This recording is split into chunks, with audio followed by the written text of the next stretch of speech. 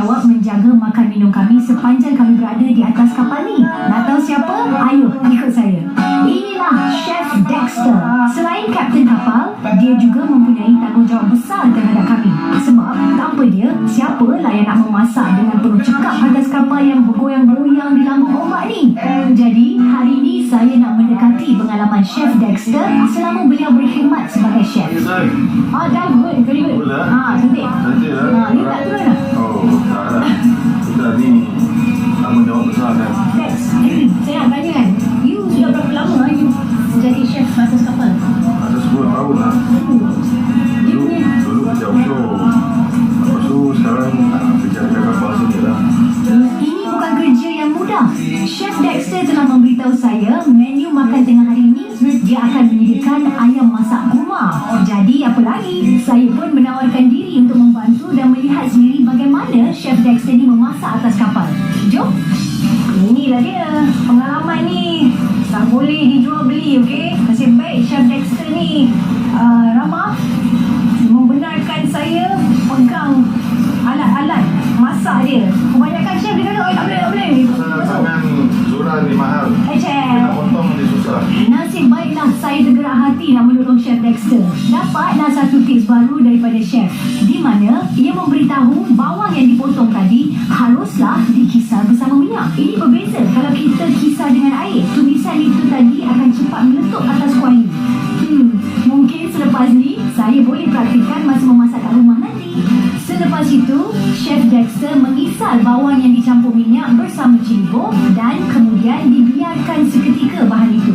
Sementara itu, chef memotong dan mengasingkan ayam kepada dua bahagian.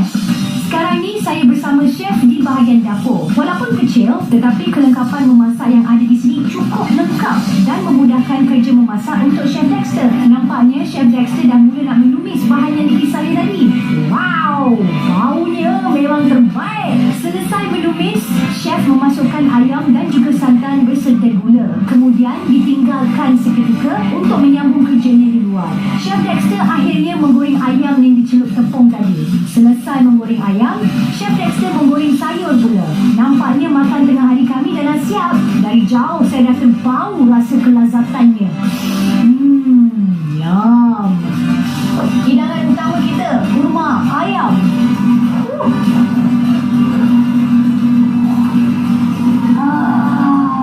Sedap.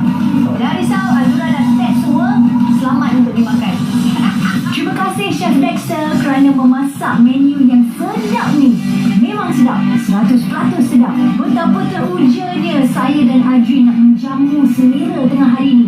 Maklumlah, perut dah lapar. Sebelum nak turun ke dasar laut, perut kenalah diisi terlebih dahulu. Kenalah dengan tagline percutian kami atas kapal ni. Makan, tidur, menyelam. Makan, tidur, menyelam. Dan makan, tidur. Tengok, dah pun bersedia untuk selaman yang seterusnya.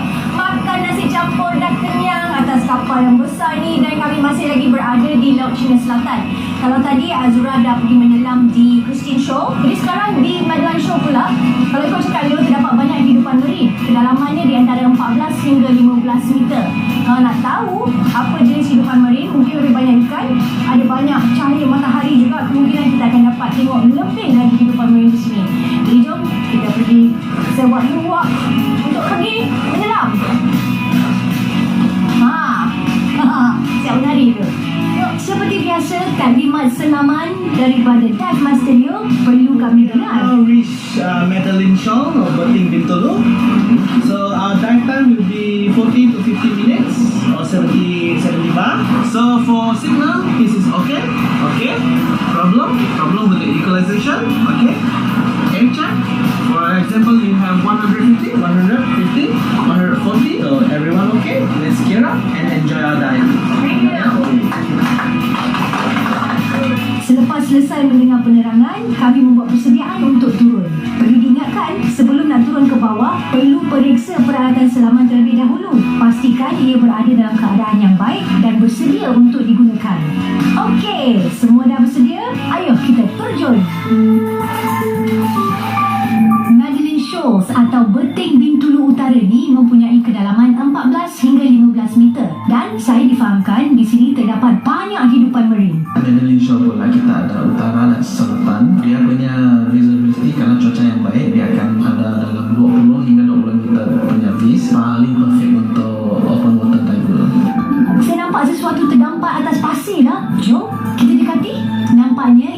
adalah blue spotted stingray, salah satu spesies ikan pari. Panjang tubuh ikan ini adalah 25 cm, tidak termasuk ekornya. Cuba lihat pada bahagian ekor. Ia panjang sedikit daripada saiz badannya.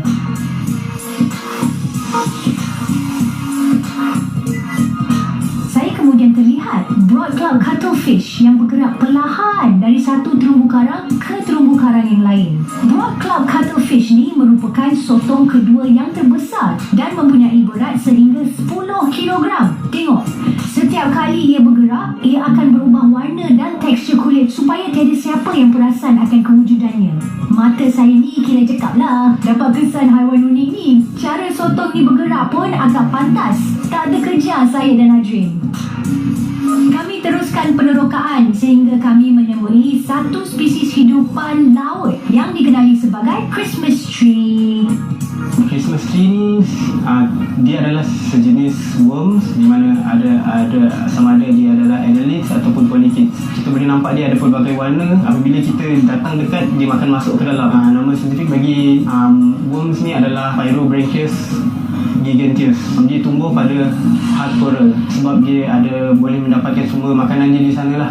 Terdapat juga seekor udang dari arah lubang yang terdapat di batu karang itu. Ia seakan menunggu masa untuk keluar dan mungkin perasan akan kehadiran saya, menyebabkan udang itu malu-malu nak keluar. Saya juga menemui sesuatu yang agak menyerupai anemone laut, tapi ia adalah spesies tube-dwelling anemone atau nama saintifiknya adalah Syriantarians. Fizikalnya agak menarik di mana ia berwarna putih ke ungu dan didapati tumbuh dalam saiz yang besar seperti bunga. Tube-dwelling anemone ini tergolong dalam phylum Cnidaria, iaitu hidupan spesies batu karang dan ubur-ubur. Kemudian kami mendekati kawasan batu karang. Nampaknya dekat Madeline Shoals ni juga mempunyai spesies nudibranch yang cantik dan unik. Antara yang saya dapat temui, spesies Chromodoris colomoni rudman. Ia adalah salah satu nudibranch yang mempunyai garis hitam dan sempadan berwarna oranye. Saiz nudibranch ini antara 5 hingga 6 cm panjang. Yang ini pula, Chromodoris magnifica, mempunyai saiz yang sama dengan Chromodoris colomoni. Saya ternampak seperti ada tangan yang melambai-lambai di hadapan saya. Lalu, saya dekatinya. Oh, inilah feather star yang tergolong daripada keluarga Echinodermata. Tangannya yang bergerak-gerak seperti sedang menari ni, sebenarnya ia sedang menangkap makanan yang dibawa arus laut. Kalau nak tahu, spesies ini sering berpindah untuk mencari tempat baru yang mempunyai sumber makanan yang banyak. Penerokaan saya diteruskan sehingga saya sampai ke satu kawasan yang terdapat table coral. Table coral ni merupakan sekumpulan karang keras dari jenis Acropora dan dapat ditemui pada terumbu karang. Tengok tu, terdapat ikan damsel yang sedang berselindung di sebalik table coral. Ikan damsel ni tergolong dalam keluarga Homacentridae, terkenal dengan ketebalan badannya dan mempunyai ekor yang bercabang. Kebanyakan spesies ini berwarna merah, oranye, kuning dan juga biru. Saiznya juga tidaklah panjang, hanya sekitar 15 cm saja. Bila berada dalam dasar laut ni, kita pasti terpukau dengan keindahannya sehingga masa yang berlalu pun kita tak sedar. Saya ingatkan baru je masuk menerokai sekitar kawasan selama ni. Rupanya sudah 40 minit. Nampaknya saya terpaksa naik ke permukaan air sekarang juga.